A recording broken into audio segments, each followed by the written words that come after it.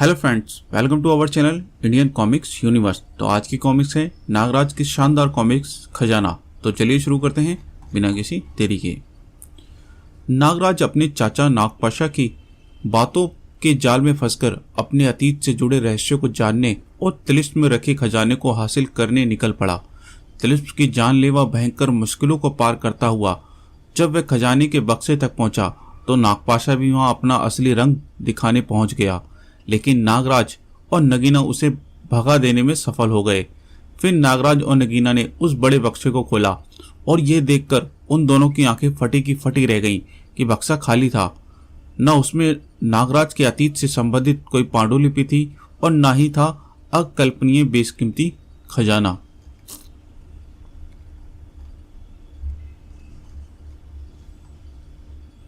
नगीना और नागराज के मस्तिष्क अभी एक साथ साएं साएं कर रहे थे। कुल देवता कालजी जैसे अपराजित शक्ति वाले प्राणी के होते हुए आखिर खजाना और उसमें रखी पांडुलिपि ले कौन गया? नहीं, कालजी के रहते ये खजाना कहीं जा नहीं सकता था। ये खजाना कालजी के अंतर्ध्यान होने के बाद गायब हुआ है।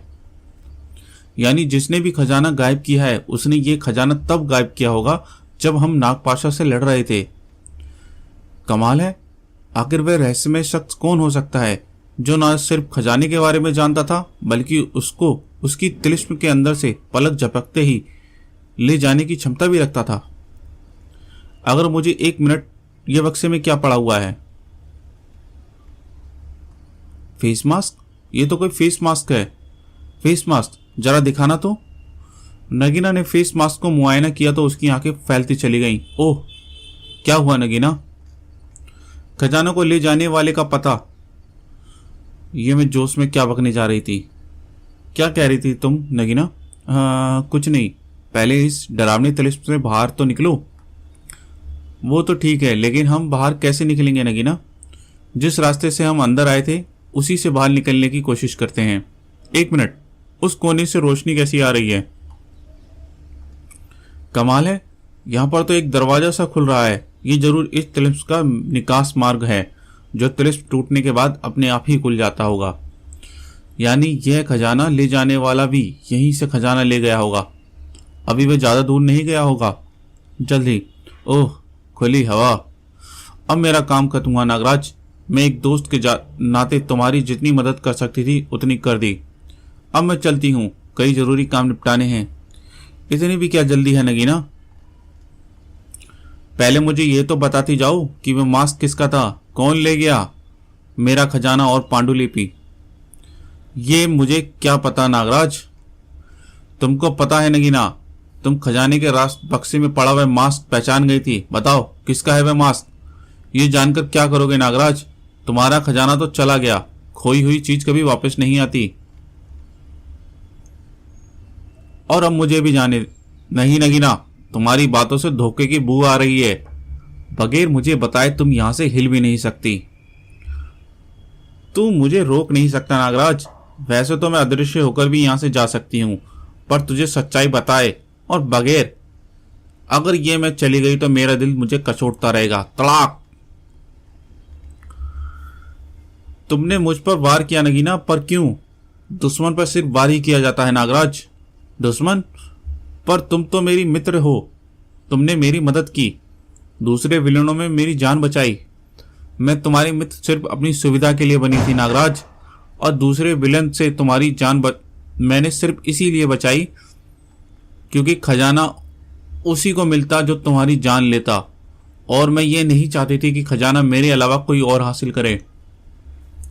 लेकिन साथ ही साथ मुझे नागपाशा की नीयत पर भी शक हो रहा था, इसलिए बाद में मैं तुम्हारी मित्र बन गई। अगर नागपाशा मुझे धोखा दे देता तो मैं तुम्हारी सहायता से उसे खत्म कर देती, और अगर वह खजाना मुझे दे देता तो मैं तुमको नागपाशा के हवाले कर देती। दोनों ही परिस्थितियों में जीत नगीना की होती नागराज। अच्छा किया तूने अपना असली रूप दिखा दिया मुझे नगीना। तेरे जैसे दोस्त ही दोस्ती के अमृत में विश्वासघात का जहर घोलते हैं। अब मैं तुझे सच बोलने पर मजबूर कर दूंगा। ये बच्चों वाले खेल छोड़ो नागराज। वैसे तो तेरे बंधनों से मैं अदृश्य होकर भी निकल सकती हूँ, लेकिन अदृश्य होने के लिए मुझे अपनी शक्ति का बड़ा हिस्सा खर्च करना पड़ता है। और मैं अपनी शक्ति अभी बचाकर रखना चाहती हूँ, क्योंकि मुझे अभी खजाना भी हासिल करना है और उस दुश्मन से लड़ने के लिए मुझे शायद अपनी पूरी शक्ति का इस्तेमाल करना पड़े। फिर भी नागतंत्रिका नगीना की शारीरिक शक्ति ही तेरे नाग बंधनों को तोड़ने के लिए पर्याप्त है, और अब मैं तेरी अति शीघ्र मौत का इंतजाम कर दूं, क्योंकि जितनी देर मैं तुझसे लड़ूंगी उतनी ही खजाना मुझसे दूर होता जाएगा। इससे पहले कि नागराज संभल पाता, वह नगीना के जाल में फंस चुका था। ओह, मुझे दम घुटता महसूस हो रहा है। यह नगीना की तंत्र ऊर्जा का कवच है नागराज। इसमें सिर्फ तेरी चंद सांसें लायक हवा है और उसके बाद तुझे मिलेगी एक दम घोंटू और दर्दनाक मौत। और तुम ना तो इन दीवारों को तोड़ सकते हो और ना ही जमीन से चिपक चुके उसके आधार को ऊपर उठा सकते हो। अब तुम्हारी मौत निश्चित है नागराज, लेकिन मेरे पास वह यह सुनहरा नजारा देखने का वक्त नहीं है। मैं तो चली। ठहरो नगीना। आवाज की दिशा में घूमी नगीना की आंखें फैलती चली गईं। तुम? हाँ, मैं नगीना। और इसी दौरान और फिर मैं काल भुजंग की खो के रास्ते से यहां पर आपके पास आ गया। यानी तुम्हारे हाथ असफलता ही लगी। उफ, इतने वर्षों और इतनी मेहनतों के बाद मैं नागराज के बल पर खजाने तक पहुंचा, लेकिन सब बेकार हो गया। खजाना पहले से ही कोई और उड़ा ले गया। लेकिन वह था कौन? मेरे नागराज और नगीना के सिवा कौन था जो खजाने के रहस्य को जानता था? शायद मैं तुम्हारे इस प्रश्न का उत्तर दे सकता हूं नागपाशा। क्या मतलब? मेरे संदेह के दायरे में एक व्यक्ति आ रहा है, लेकिन संदेह गलत भी हो सकता है, क्योंकि उस व्यक्ति का बहुत वर्षों से कोई समाचार नहीं मिला है। हो सकता है वह मर चुका हो। किसकी बात कर रहे हो आप? गुरु के नाम बताया तो नागपाशा यूं हिचका जैसे सैकड़ों सुइयां एक साथ उसको चुबो दी गई हों। आप ठीक कहते हैं, आप बिल्कुल ठीक कहते हैं गुरुदेव। जरूर वही होगा, क्योंकि हमारे अलावा एकमात्र वही शख्स उस खजाने और तिलिस्म के बारे में जानता है। खजाना गायब होने में कहीं ना कहीं उसका हाथ जरूर है, लेकिन वह होगा तो होगा कहां? कहीं भी होगा। मैं उसे ढूंढ निकालूंगा अपने इन यंत्रों के सहारे। जबकि इधर फेसलेस, मैं तुमको ही ढूंढने जा रही थी। अच्छा हुआ कि तुम खुद ही मेरे पास आ गए। तुम मुझे ढूंढ रही थी, पर क्यों? इतने भोले मत बनो फेसलेस। खजाने के बक्से में मास्क छोड़ने का सिर्फ एक ही मतलब हो सकता है, और वह कि तुम सबको यह बताना चाहते थे कि खजाना तुम ही ले गए हो। अब बताओ, वह खजाना कहाँ है? फेसलेस जहां भी जाता है अपनी निशानी यानी मार्क्स जरूर छोड़ता है। और रही सबको बताने की बात, तो तुमने यह नहीं सोचा कि वह मैंने इसलिए किया ताकि तुम मुझे ढूंढती ढूंढती मेरे पास आ जाओ और मैं तुमको पकड़ सकूं। और अब नागराज को आजाद कर दो नगीना, वरना मैं तुम्हारे बदन की सारी हड्डियों को तोड़कर तुम्हारे हाथ में दे दूंगा। ओह, यानी तुम नागराज के दोस्त? मामला बहुत जटिल हो गया है। कुछ समझ में नहीं आ रहा कि कौन किसका दोस्त है और कौन किसका दुश्मन। आखिर ये फेसलेस है कौन? खैर, कोई भी हो, अब खजाने का पता तो ये मार खाकर ही बताएगा। इधर नागराज तंत्र कवच में बाहर निकलने की जी तोड़ नाकाम कोशिश कर रहा था। ओह, मेरा दम घुटता ही जा रहा है। मैं अपनी सारी कोशिश के बावजूद ना तो इस खोल को तिलिस्म के हिला पा रहा हूं और ना ही इन दीवारों को तोड़ पा रहा हूं। नागराज की मौत चंद पलों की दूरी पर खड़ी थी, लेकिन उसके मददगार की कोशिश जारी थी। ओह, यह क्या? मेरी तांत्रिक किरणें इस पर बेकार साबित हो रही हैं। तेरे इन तांत्रिक वारों पर मुझ पर कोई असर नहीं होने वाला नगीना, क्योंकि तेरे सारे तांत्रिक वारों का मेरा यह ताबीज सोखने की क्षमता रखता है, लेकिन मेरे वारों पर तुझे कोई नहीं बचा सकता। इसलिए अपने बदन पर तरस खा और नागराज को आजाद कर दे। नागराज भी आश्चर्यचकित था। यह फेसलेस तो वही है जिसका मास्क खजाने के बक्से में पड़ा हुआ था, यानी खजाना यही ले गया। इस हिसाब से तो इसे मेरा दुश्मन होना चाहिए, लेकिन यह तो नगीना से मेरी जान बचाने के लिए लड़ रहा है। खैर, अब अगर मुझे कोई बचा सकता है तो वे सिर्फ फेसलेस। फेसलेस नागराज को बचा तो जरूर लेता अगर वह खुद बच पाता। तू एक गलती कर गया फेसलेस, जो ताबीज के बारे में बता दिया। अब अगर तेरे ताबीज को नष्ट कर दूं तो तू बेबस चूहे जैसा हो जाएगा। नगीना ने अपनी सारी शक्ति को मुट्ठी में बांधे ताबीज पर केंद्रित कर दिया और फेसलेस के गले से उबलती चीखों से आवाजें तेज और तेज होने लगी। आखिरकार नगीना की तंत्र शक्तियों के आगे फेसलेस का तावीज टिक नहीं सका। अब नगीना की बारी थी। अब बता, कहां छुपा कर रखा है तूने खजाना? ओह, नगीना ने फेसलेस को बेबस कर दिया है। अब तो मुझे फेसलेस को बचाना होगा, लेकिन कैसे? एक मिनट, इस तंत्र कवच में एक कमजोरी है और वह यह है इसकी तली नहीं है। मेरी सर्पसेना इस पथरीली जमीन में सुरंग तो नहीं बना सकती, लेकिन चट्टानों के बीच की दरारों में घुसकर चट्टानों के जोड़ को कमजोर कर सकती है। और एक बार ये जोड़ कमजोर हो गए तो मैं अपनी बची हुई खुची शक्ति का इस्तेमाल करके इस कैद से आजाद हो सकता हूं। उधर नगीना के बार फेसलेस को तड़पाने पर मजबूर कर रहे थे। बता कहां छिपाया है तूने ये वह खजाना? लेकिन फेसलेस ने ना तो बोलने की कसम खाई थी, चाहे नगीना उसकी जान ही क्यों ना ले ले। लेकिन अब फेसलेस अकेला नहीं था। ओह, नगीना तो फेसलेस की जान लेने पर उतारू है। मुझे इसे, अरे यह क्या? नगीना सब जब तंत्रवार करती है तब उसके गले में लटकी खोपड़ी चमकने लगती है। लेकिन इस बात का मेरा ध्यान कभी क्यों नहीं गया? शायद इसलिए क्योंकि मैं नगीना को पहली बार किसी और से लड़ते देख रहा हूं। लेकिन इस बात का मतलब क्या हो सकता है? खैर, यह मैं बाद में सोचूंगा। अभी तो मुझे फेसलेस की जान बचानी है। वक्त बहुत ही कम था। नगीना ने फेसलेस की गर्दन पर अपने तंत्र सिकंजे कस लिए। बता, बोल, वरना अपनी जान से हाथ धो बैठेगा। मास्क के अंदर फेसलेस की आंखें अपने कटोरों से बाहर उबल आई थीं। लेकिन तभी नगीना का सिकंजा खुल गया। ओह, यह कौन? नागराज, तुम आजाद कैसे हो गए? ये सोचना छोड़ो कि मैं आजाद कैसे हो गया, बल्कि ये सोचो कि तुम आजाद कब तक रहोगी। नगीना को तो कालदूत भी कैद नहीं कर सकता नागराज। नगीना आजाद थी और आजाद रहेगी, और साथ ही साथ तुझे भी आजाद करा कर जाएगी इस दुनिया से। नगीना की तंत्र शक्तियों के सामने मेरी सर्प शक्तियां कुछ भी नहीं है। लड़ाई जीतने के लिए दिमाग का इस्तेमाल करना होगा। अरे, नगीना ने मुझ पर वार करते हुए ये खोपड़ी फिर से चमकने लगी।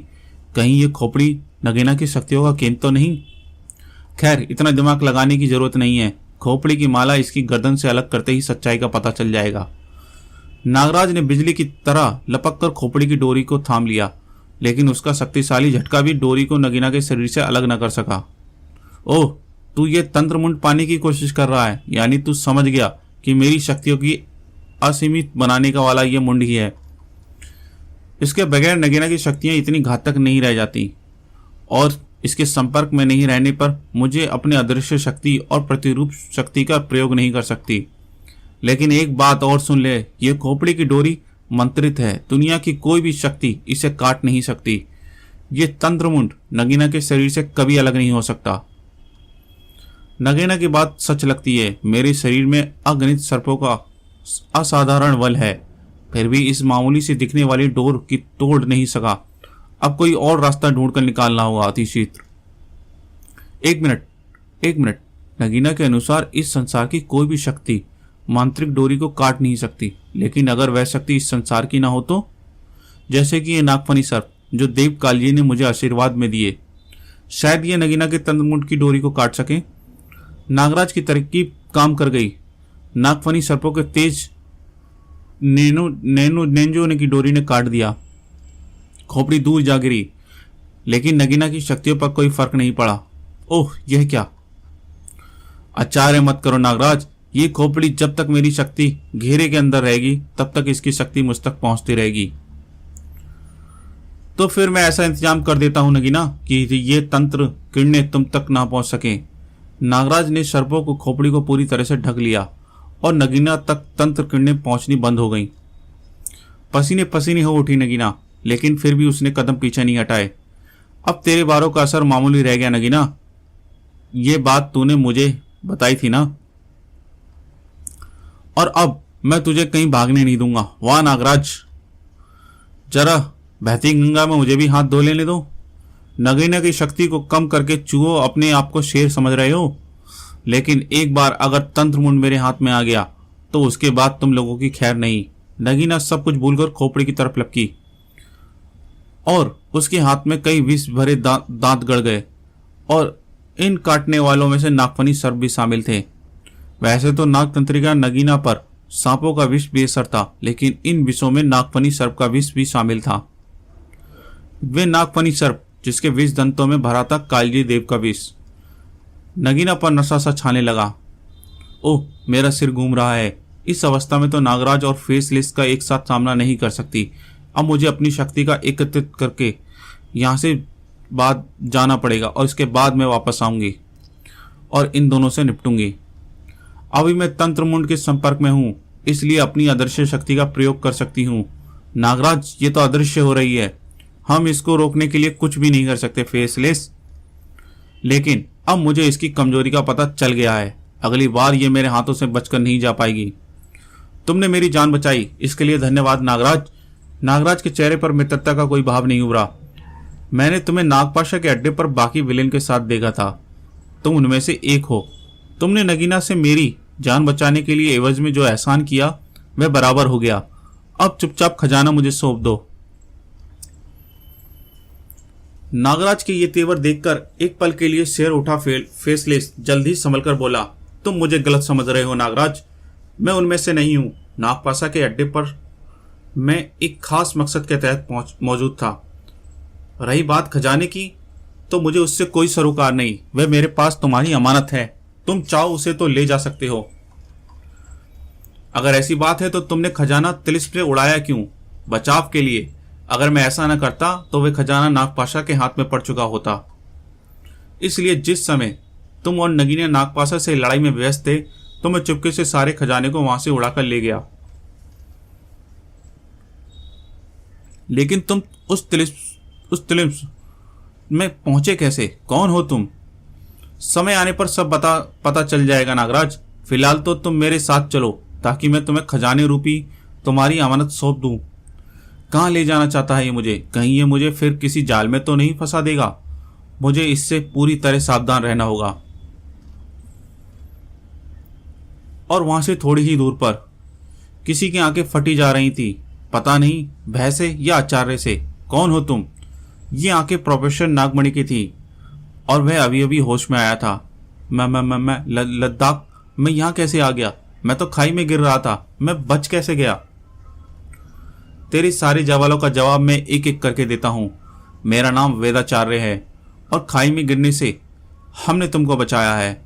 लेह से इस स्थान तक हम ही तुमको लाए हैं नागमणि। तुम मेरा नाम कैसे जानते हो? और अरे, तुम तो अंधे हो, तुमने मुझको पहचाना कैसे? प्रत्येक प्राणी का शरीर एक खास प्रकार की तरंगें छोड़ता है नागमणि, और उन तरंगों में उसकी पहचान के साथ साथ उसका भूत, वर्तमान, भविष्य भी छिपा रहता है। मैं इन तरंगों को उतनी ही आसानी से पढ़ सकता हूँ जितनी आसानी से तुम एक किताब पढ़ सकते हो।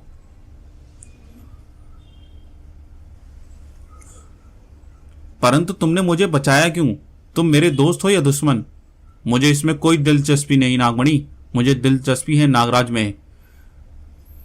यह सुना है कि तुमने नागराज को शिशु अवस्था में कहीं से पाया और फिर उसको नाग शक्तियां प्रदान की। हमको इस कथन पर विश्वास नहीं। हम सत्य जानना चाहते हैं और साथ यह भी जानना चाहते हैं कि नागराज तुमको कहाँ मिला, उसकी स्थिति और आयु क्या थी। जब तक ये अंधा बूढ़ा बड़बड़ा रहा है तब तक मैं यहाँ से फुट लेता हूँ। ओ, बुड्ढे को हवा में बात करने देता हूँ, लेकिन ये इलाका तो मेरा देखा हुआ है। कौन सा है ये इलाका? यहीं पर तो मैं, अरे वह मंदिर है जहां से मैं नागराज को उठाकर लाया था। इस इलाके से बाहर निकलने का तो मेरे बाएं हाथ का खेल है। मैं बूढ़ा तो मेरी परछाई तक नहीं पा सकता क्योंकि मैं यहाँ के चप्पे से वाकिफ हूं। हाँ, तो तुमने हमारे सवाल का जवाब नहीं दिया। यहां से 1 किलोमीटर दूर मुख्य सड़क। ओह हाँ, तो तुमने हमारे सवाल का जवाब नहीं दिया। तुमने मुझे ढूंढा कैसे? पर मैं तुम्हारे सवाल का जवाब नहीं दूंगा। क्यों दूं? हम भविष्य वक्ता ज्योतिष हैं नागमणि, योद्धा नहीं। बुद्ध भी हो गए हो, वृद्ध भी हो गए, लेकिन इन हाथों में अभी भी वह ताकत है। जो तुमको सत्य बोलने पर बाध्य कर देगी। कड़कड़ा उठी नागमणि की कलाइयां। ठहरो ठहरो, बताता हूं।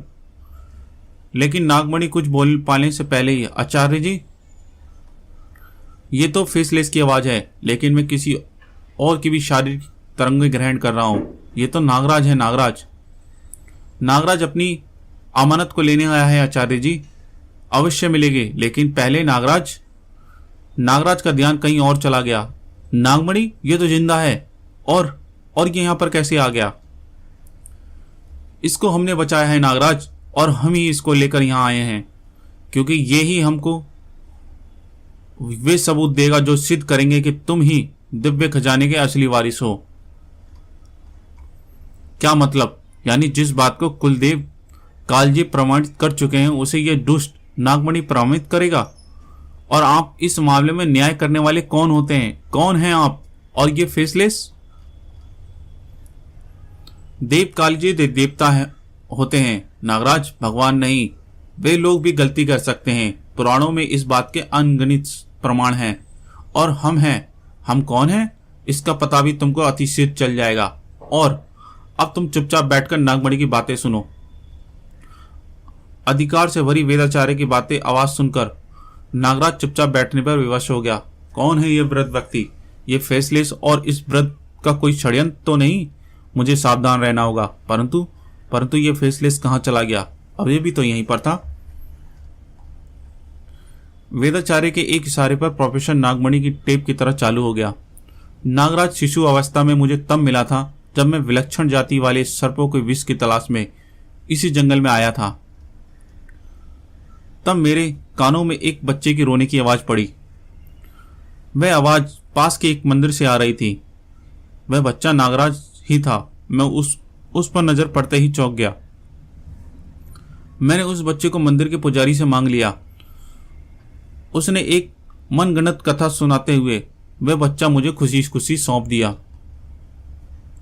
मैं नहीं जानता था कि उस पुजारी ने मुझसे झूठ क्यों बोला, पर वह बच्चा लेकर यहां से चला गया। और जब मैं अपनी लेबोरेटरी में मैंने बच्चे की खून की जांच की तो आश्चर्यचकित रह गया। बच्चे के खून में लाल रक्त कणों के साथ साथ सूक्ष्म सर्प भी मौजूद थे। यह रहस्य मेरी समझ में से बाहर था।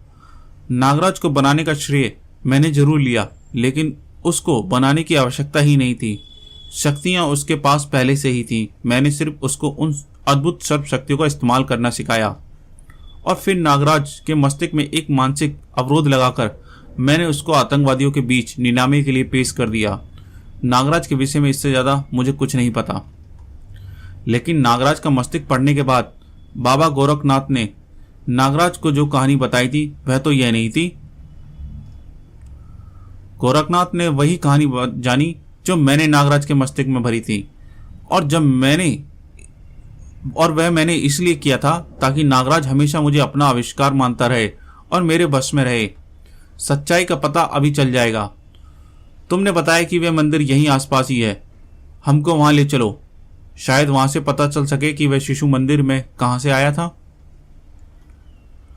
लेकिन मंदिर पहुंचकर निराशा ही हाथ लगी सबको। आप जिस समय की बात कर रहे हैं उस समय मेरे पिता इस मंदिर के पुजारी थे और उनका स्वर्गवास हुए तो वर्षों बीत गए। हल्का सा याद पड़ता है, परंतु वह शिशु कहां से आया यह तो शायद बाबा भी नहीं जानते थे। अगर जानते होते तो कभी ना कभी मुझे जरूर बताते। यानी तुम उस शिशु के विषय में कुछ नहीं जानते? ओह, यानी ये समस्या वहीं की वहीं। अरे, पानी के कलकल की आवाज। मंदिर के पास कोई नदी बहती है क्या? हाँ, एक नदी तो है। ओह, अब मैं समझ रहा हूं वह शिशु इस मंदिर तक कैसे पहुंचा था। मेरे साथ आओ नागराज। लेकिन इस दुष्ट नागमणि का क्या करें? इसको यहीं पर बांधकर छोड़ दो। अब हम इसकी आवश्यकता नहीं पड़ेगी। नागमणि को सर्प बंधनों में पकड़ने के बाद नागराज वेदाचार्य के साथ नदी के किनारे पर जा पहुंचा। नदी के भाव किधर से आ रहा है नागराज? उस पुराने किले की तरफ से जहां नागपाशा का अड्डा था। मैं जानता था। आओ, हमको नदी के भाव के विपरीत दिशा की तरफ बढ़ना है और उसी से यह साबित हो जाएगा नागराज की खजाने के वारिस तुम ही हो। मुझे तो इसकी बातें समझ ही नहीं आ रही। आखिर नदी के बहाव का मेरे जीवन के तथ्यों से क्या संबंध था और अटूट संबंध था, और इसका सबूत कई वर्षों से बाद भी नहीं मिटा। रुको नागराज, हमारी ज्ञानेंद्री संकेत दे रही कि यह नदी के किनारे आसपास कुछ विशेष है। हाँ, लगता तो है, क्योंकि हड्डियों और कुछ पशु पक्षियों की हड्डियों के अवशेष पड़े हुए हैं। ऐसा लगता है जैसे इनका मांस पिघलकर इन हड्डियों से अलग हो गया है। लेकिन इन हड्डियों से मांस जैसे अलग हुआ है, वैसे तो सिर्फ मेरे जहर से ही होता है।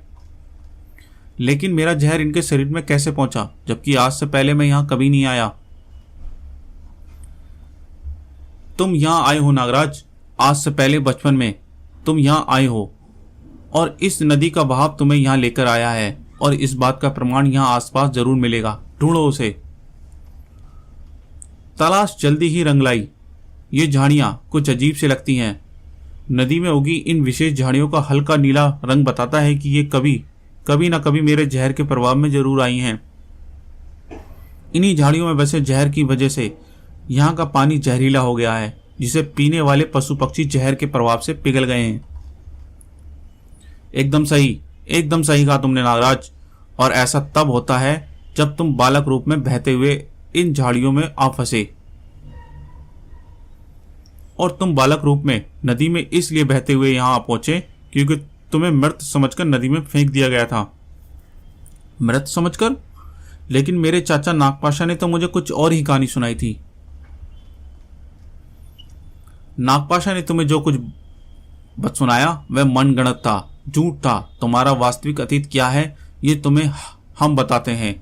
आप मेरे अतीत के बारे में कैसे जानते हैं? क्योंकि हमने सब कुछ अपनी आंखों से देखा है। राज ज्योतिष वेदाचार्य से कुछ ना छिपा, और ना ही तुम्हारे पिता राजा तक्षकराज से हमसे कुछ छिपाया है। हाँ नागराज, ध्यान से सुनो।